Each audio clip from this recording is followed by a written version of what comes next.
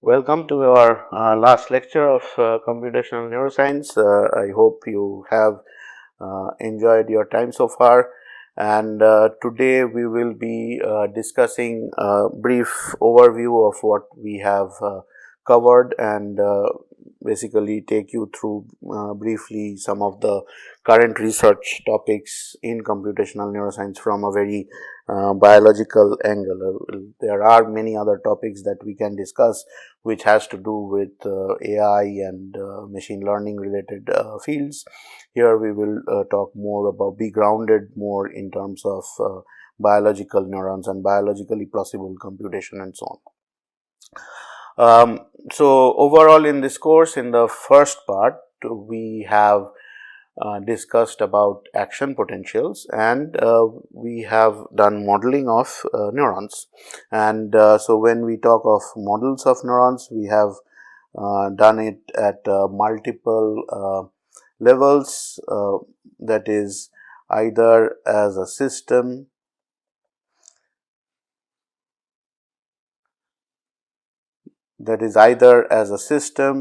or as a spiking biophysical model. What I mean by system is let us say like a linear time invariant system plus non-linearity and so on. And then the simpler spiking models, that is like the leaky integrate and fire kind of neuron. These ones have elaborate ion channels in them to model specific spike timing and also incorporate specific specific types of channels if required, and how they affect spike timing and so on.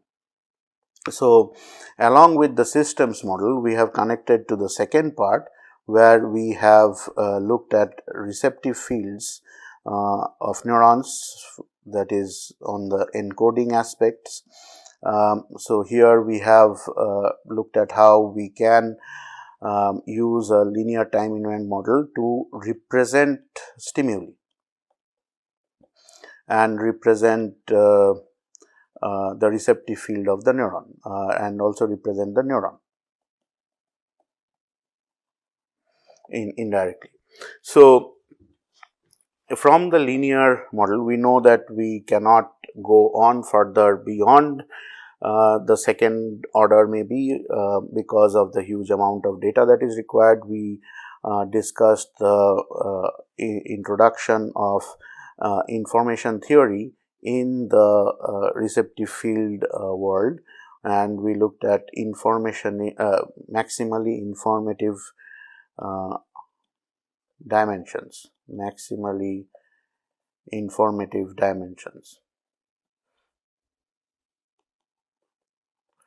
and this method provided us with um, another approach to looking at what aspects of the stimulus space a neuron is encoding.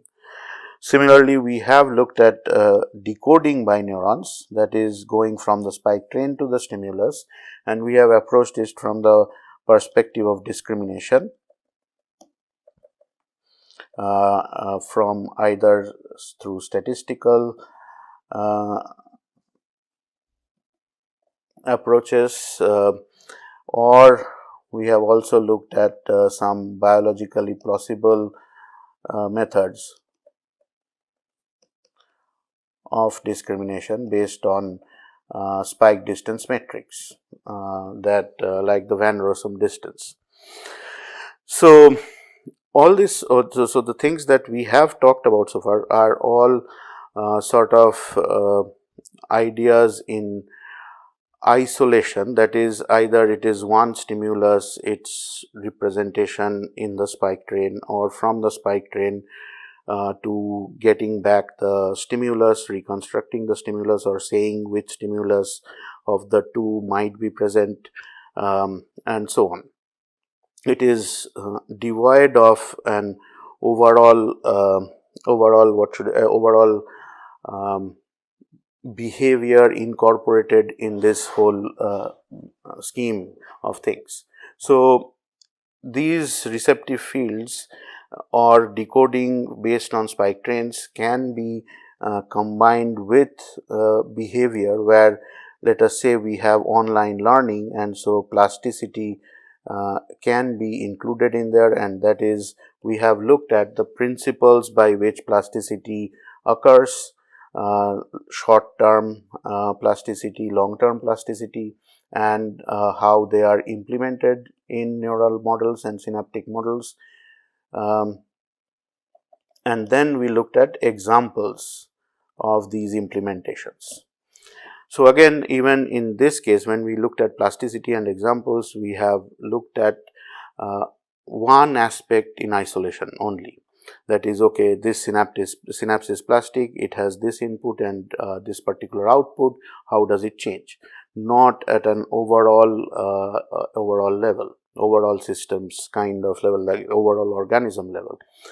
So now in the more recent past, people have been looking at more simpler organisms, which is like the zebrafish or C. elegans worm, and people are trying to understand or quantify behavior as a whole from the entire set of sensory inputs and the entire set of motor outputs in an environment. So the easy, or rather what allows one to quantify the overall behavior of the entire organism um, is the simplicity of these organisms. However, these approaches are extremely instructive to to uncover underlying principles. So in general, as you have probably gotten an idea so far, that it is, if we talk of some particular sensory input up to an output, it is essentially a process of sensory motor transformation. So that is, we have some sensory input that is getting gradually represented at higher and higher levels in the sensory system. Finally, there is some other requirement of the system based on the sensory input, and based on that there is some decision making, and based on that there is a set of motor plan that is executed, which is implemented by the motor circuitry. So this whole process as a whole can be studied not in higher organisms currently, because we do not have access to all the data simultaneously. However, we do have access to all the data in, for example, Drosophila or C. elegans or zebrafish, and so here computational neuroscience has a huge role to play in terms of covering this entire process as a whole and understanding the system as a whole, not things in isolation. And this also will allows us to again apply theoretical principles in this transformation, as we have discussed in our encoding and decoding aspect, where we have looked at the emergence of receptive fields, we have looked at emergence of learning rules, and so on. Here also the overall behavior we can probably have through those principles, have an overall behavioral strategy emerging, or the overall how this system should be designed. That kind of strategy can emerge based on these studies. So again, as mentioned here, that the concept of optimality in some sense remains one of the leading postulated design principles underlying behavioral strategies as well as information processing in general. So this part we had covered in our previous lectures, and so now it is about uh, about using similar principles to look at behavioral strategies, that is starting from the information processing, that is the sensory input, right up to the motor output, that is the entire sensory motor transformation. So this is this was mentioned as one of the important current topics in computational neuroscience by Adrian Fairhall and Christian Makens in a recent commentary paper or in nature communications. So the other points that were mentioned are um, the ideas of feed forward versus recurrent network model. So uh, often even in our case, most of the examples of networks that we have looked at it as feed forward networks, because based on feed forward networks, for example, in the visual system, a large amount of understanding of the brain and parallel visual computer vision systems have developed. So a lot of the visual system can be explained with feed forward processing. However, the brain, as we know, with more and more experiments, we clearly know that it is largely recurrent in nature, that there is tremendous amount of recurrence within each layer of representation. And the why they are there and how they are implementing the stimulus independent internal dynamics, or how they allow systems of neural systems to adapt. These are open. These are some of the open questions in computational neuroscience, and the theoretical principles that can be applied in terms of what processing such recurrent networks can achieve. Um, that also needs attention. So these are some of the ideas that one can look into in terms of comparing feed forward and recurrent networks, and ultimately it will be about combining the two together, because ultimately the brain is also feed forward in nature while being recurrent within each layer, extreme recurrence within each layer. So further, there are more important points. Two of them are obviously we have been dealing with them continuously. That is dealing with high dimensional data.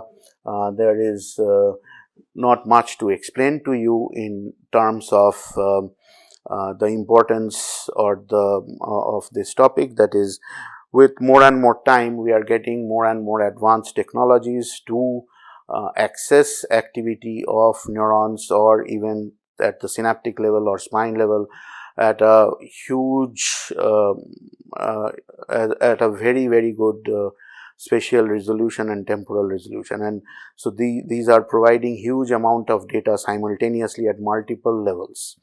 And it is not even just about fine time scale and fine spatial scale. It is also in the coarser spatial scale. Also, we are getting huge amount of high dimensional data in, let us say, fMRI or even EEG. So a multi-level, multimodal, high dimensional data is now emerging from all the work that is going on with experimental neurosciences, especially in animal work and some in humans. And so we need newer and newer computational tools to handle these kind of high dimensional data and uh, treating them in order to extract hidden features from these kind of high dimensional data, and what should be the principles that we apply, or how can we derive what principles are governing the dynamics of such high dimensional data systems. Of course, learning and plasticity are always going to be the probably the most important part of neuroscience, because that is what makes the brain unique, the way it adapts, the extreme adaptability that the brain has, the neural systems have. And we are only scratching the surface in terms of biological computation and biological learning and plasticity.